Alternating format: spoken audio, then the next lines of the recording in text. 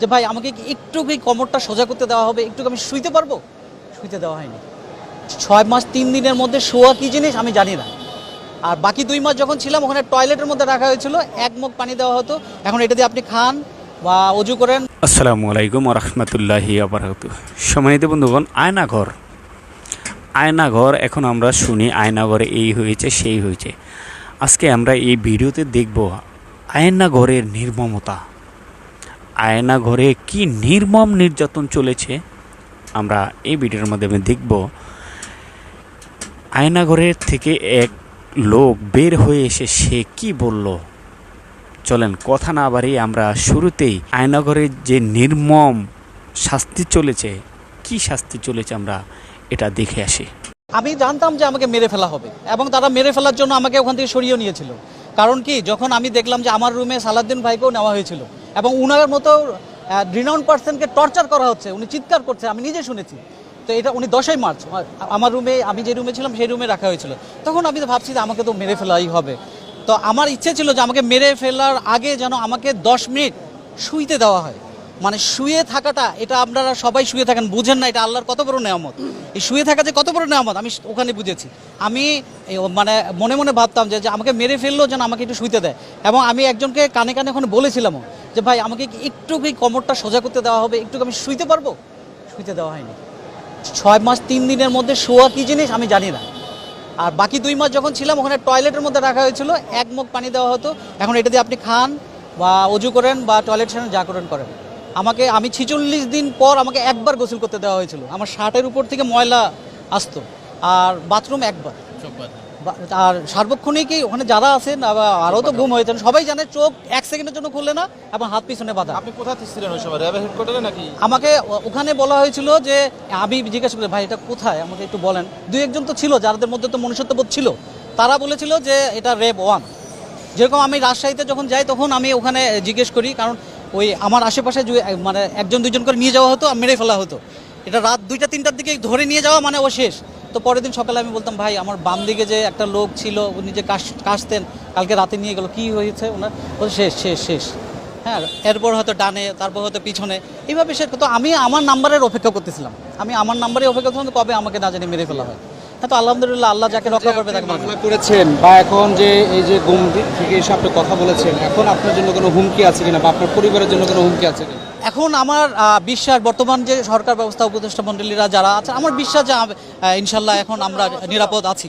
হ্যাঁ, কারণ শেখ হাসিনা শাসনের সময় কেউ নিরাপদ ছিল না, আওয়ামী লীগ ছাড়া কেউ নিরাপদ ছিল না, এটা সবাই আপনারা জানেন। আমাকে রিলিজের সময় বারবার বলা হয়েছিল, বারবার, যে যদি তুমি মিডিয়ার সামনে কথা বলো, যদি তুমি কোনো একটা নর্মাল কোনো একটা আইনের আশ্রয় নিতে যাও, কোনো একটা থানায় যাও বা কোনো কিছু স্টেপ নাও, তখন হ্যাঁ, এবং আইন পেশাও আমি প্র্যাকটিসও করতে পারবো না। আমি একটা স্বাধীন দেশের রাষ্ট্রের নাগরিক, আমি আইন পেশাও থাকতে পারবো না। আমাকে বলা হচ্ছে তুমি ঢাকা ছেড়ে চলে যাবা, তুমি কোনো আইন পেশাও থাকতে পারবো না, কিচ্ছু করতে পারবো না। আর এখানে যা যা হয়েছে কখনোই তুমি কারো কাছে শেয়ারও করতে পারবো না। আমি কীভাবে করতে পারবো? আমার পরিবার জিম্মি। হ্যাঁ, আমার তো বাচ্চা আছে, আমারও তো ওয়াইফ আছে। তো আমি অপেক্ষায় ছিলাম যে ইনশাল্লাহ আল্লাহর রহমতে একদিন না একদিন যেটা আমি আইনের আশ্রয়ে যেতে পারবো এবং আইন আমার পক্ষে থাকবে। তো আমি মনে করি সেই সময়টা আমার এখন এসছে, এই জন্য আমি আইনের শরণাপন্ন হয়েছি। তো আলহামদুলিল্লাহ এটা এজাহার হিসাবে নিতে বলেছেন আদালত, আমি আদালতের কাছে কৃতজ্ঞ। হ্যাঁ, তো আর তৎকালীন আইনমন্ত্রীকে এই জন্য জড়ানো হয়েছে কারণ তখন আমার ওয়াইফ প্রতিটা মানে আইনের সব জায়গায় ঘোরাঘুরি করেছে, তারা সব জায়গায় গিয়েছে, কোথাও কোনো তাদেরকে সহযোগিতা করা হয়নি, বরং হুমকি ধামকি দেওয়া হয়েছে ফোনে যে চুপ করে থাকবেন, যদি একটু বাড়াবাড়ি করেন, কোনো জিডি করতে যান, রিড করতে চান, কিছু করতে চান, তাহলে কিন্তু ফ্যামিলি সহ হয়ে যাবে। এরপরও আমার ওয়াইফ রিড করে, হ্যাঁ, কিন্তু বাট সেই রিডটা খারিজ করে দেওয়া হয়। হ্যাঁ, তো এখন আমি এই জন্যই মামলাটা করতে এসেছি এবং ইনশাল্লাহ আমি এটার ন্যায় বিচার পাবো। আমি সাবেক প্রধানমন্ত্রী শেখ হাসিনাকে করেছি, আইনমন্ত্রী আনিসুল হককে করেছি, তারপর স্বরাষ্ট্রমন্ত্রী আসাদুজ্জামান খানকে করেছি, তারপর আপনার সাবেক আইজিপি কে শহীদুল ইসলামকে করেছি, তারপর বেনজির আহমেদকে করেছি, র্যাবের ডিজি। সম্মানিত ভাই ব্রাদার, একটা মানুষ, একটা জীবিত মানুষকে একটি কক্ষে রাখা হয়। 6 মাস যাবৎ একটা মানুষকে বিছানায় পিঠ লাগাতে দেওয়া হয় না। 6 মাসের ভিতরে 2 মাস একটি বাথরুমে, টয়লেটে আটকে রাখা হয়, সেখানে এক মগ পানি দেওয়া হয়। ভাই, এরকম শাস্তি কে দিতে পারে বলেন? এরকম শাস্তি কোনো মানুষের পক্ষে মানুষকে দেওয়া সম্ভব? কোনো মুসলমানকে দিতে পারে? তাদের কি বিবেক নাই? তাদের কি মন নাই? মনটা কি পাথর দিয়ে গড়া?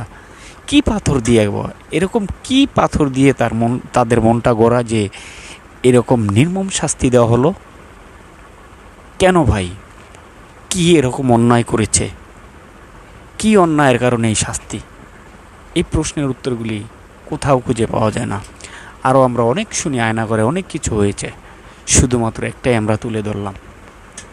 সম্মানিত বন্ধুগণ, এই নির্মমের কথা শুনলে আয়নাঘর থেকে বের হয়ে যারা এই নির্মম শাস্তির মুখোমুখি হয়েছেন, এই নির্মম শাস্তি পেয়ে বের হয়েছেন, তাদের মুখ থেকে কথাগুলি শুনলে নিজের অজান্তেই চোখ থেকে অঝরে। সম্মানিত বন্ধুগণ, এ ব্যাপারে আপনাদের মূল্যবান মতামত অবশ্যই কমেন্ট বক্সে জানাবেন।